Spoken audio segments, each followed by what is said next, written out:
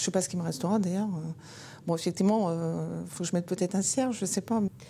On va commencer en posture debout. On prend une profonde respiration abdominale. On lève les bras. On ouvre les mains. On étire son dos au maximum. Et nous allons faire de même pour évacuer toutes les tensions inutiles.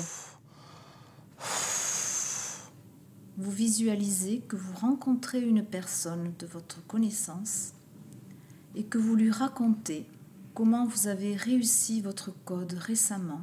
Vous racontez cela avec joie, avec fierté.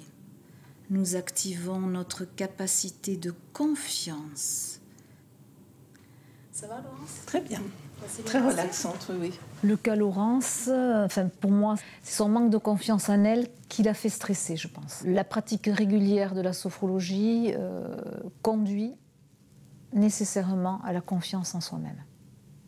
C'est pas une recette magique. Il faut s'entraîner. C'est pas parce qu'on fait une séance une fois que ça y est.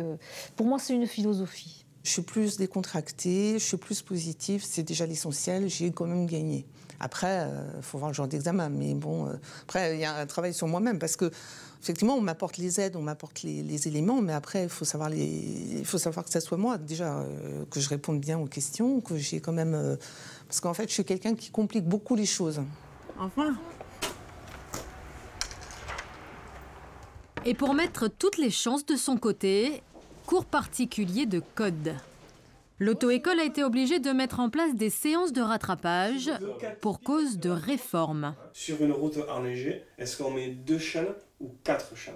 Non, c'est les 2 roues motrices. D'abord, on n'en met que 2. La réponse est 2. Et Laurence, c'est quoi les roues motrices? Les roues proches du moteur. Proches? Oui, on va dire plutôt celles qui sont reliées au moteur. Ouais. C'était avant, on était pratiquement à 90% de réussite à l'examen de code. C'était vraiment un examen qui se passait tranquillement.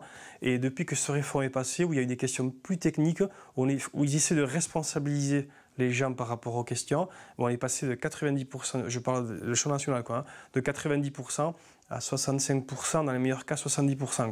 Donc le code est plus difficile à obtenir qu'avant. Et comme les gens butent plus sur le code, c'est comme ça qu'on voit des gens qui conduisent sans permis. Parce qu'ils passent 4 fois, 5 fois, 6 fois le code, ils n'arrivent pas à l'avoir, et après ils prennent la décision de conduire sans permis. Pour que Laurence réussisse son code, son moniteur lui a même conseillé de commencer à conduire. Il l'a envoyé à Bayonne chez un confrère pour un permis plus simple, un permis boîte automatique. Aujourd'hui, pour la première fois de sa vie, Laurence se met au volant. Vous mettez la ceinture de l'autre côté, là. Vous êtes conducteur maintenant, vous n'êtes plus passagère. Oui, c'est vrai. Voilà. Et maintenant, nous allons positionner vos pieds. Donc, la voiture automatique a seulement 2 pédales, puisque nous n'avons plus de vitesse à passer. Donc, l'embrayage, plus d'embrayage.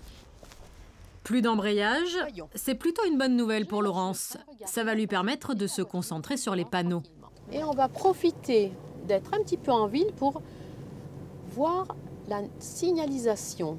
Là, vous apercevez qu'il y a un panneau. C'était le passage. Je vais regarder. On continue à droite. Ouais. Vous allez regarder de quel côté? Alors à gauche et à droite. Et moi, je positionne mon pied sur le frein. Est-ce qu'il y a du danger? Il n'y a personne. Donc, on peut s'engager en sécurité. Ça fait visualiser encore plus ce que j'ai appris.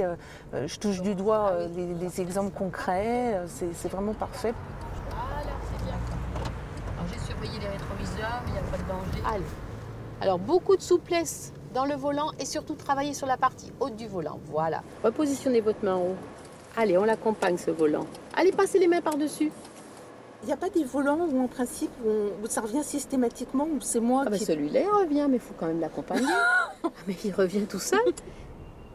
Le fait d'avoir la voiture automatique, ça va être beaucoup plus facile pour elle, pour apprendre plus rapidement. Une personne comme Laurence en voiture manuelle, il lui faudrait vraiment beaucoup de leçons. Qu'en voiture automatique, elle va s'en sortir avec un moindre coût, ce qui est aussi important. Non, ça a été super. Vous êtes contente? Laurence fait tout pour réussir. Mais cela sera-t-il suffisant?